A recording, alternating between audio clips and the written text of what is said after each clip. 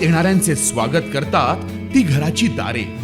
आपले घर, बंगला, ऑफिस, फार्म हाऊस यासाठी सुंदर डिझाईन केलेली jumbo French door, safety door आणि तीही 18 गेज GI सेक्शन मटेरियल वापरून आणि 80 मायक्रॉन पावडर कोटिंग केलेली, संपूर्णपणे मेंटेनन्स फ्री, नजर खिळून राहील असे आकर्षक सर्व प्रकारचे डोअर्स मिळण्याचे नाशिक मधील एकमेव नाव शिवाय एंटरप्राइजेस.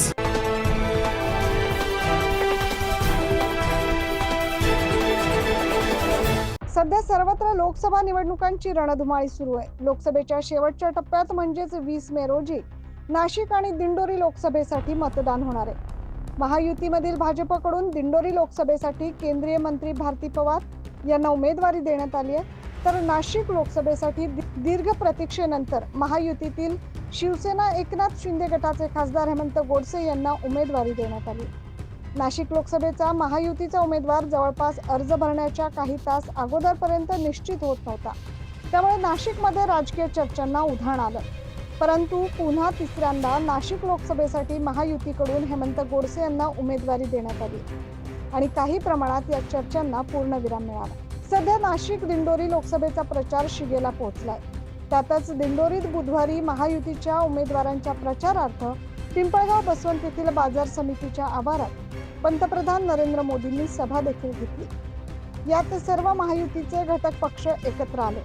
यावेळी पंतप्रधान नरेंद्र मोदींनी 5 वर्षात भारती पवार यांनी दिंडोरीत तर हेमंत गोडसे यांनी नाशिकमधील 10 वर्षात केलेल्या कामाचं कौतुक देखील केलं. त्यामुळे दिंडोरीत भारती पवार आणि नाशिकमध्ये हेमंत गोडसे यांना चांगलीच ताकद मिळते. त्यातच नाशिक लोकसभेची निवडणूक शेवटच्या टप्प्यात असल्यानं महायुतीतील सर्वच प्रमुख नेत्यांचं नाशिक आणि दिंडोरी लोकसभेकडे विशेष लक्ष लागलंय.